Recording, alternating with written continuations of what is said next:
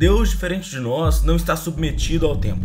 Ele o transcende. A passagem dos dias, anos, séculos, milênios não altera a sua pessoa. Ele nunca esteve, está ou estará. Ele é. E por estar acima do tempo, ele consequentemente está acima do espaço.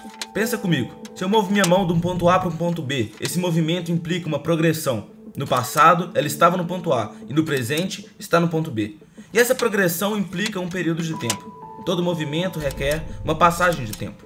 Todo movimento é uma evolução. Mas Deus não se move. Não que ele não o possa fazer, mas o mover é inferior a ele. Como ele evoluiria, indo do pior para o melhor, do incompleto para o completo, do não feito para o feito? Ele é perfeito. Se um cubo passasse toda a sua existência fazendo esse movimento, indo de um lado para o outro, ao entrar em uma dimensão que transcendesse o tempo, a sua aparência seria de um paralelepípedo. Acima do tempo, todas as possibilidades de um elemento estão representadas em um único ponto.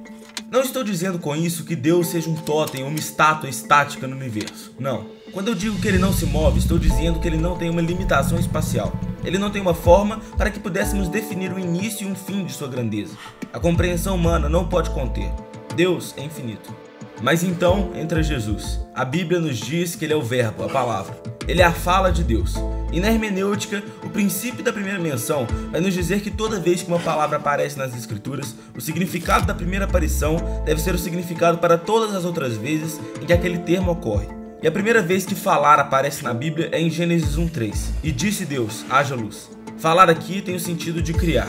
Falar é criar. Jesus então não é somente o atributo comunicativo de Deus, ele é também o seu atributo criativo. Pela sua palavra, ele sustenta todas as coisas.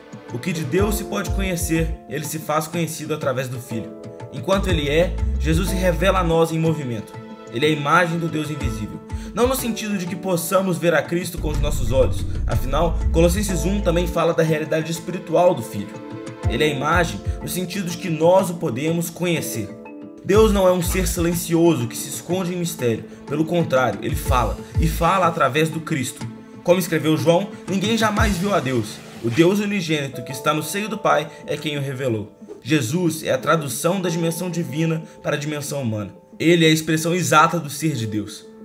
Mas em sua sabedoria, ele deixa a sua glória, se torna carne e se entrega em nosso favor. Com a aproximação constante da cruz, Cristo, coroado com espinhos e vestindo o manto de púrpura, é apresentado por Pilatos aos judeus. Eis o homem.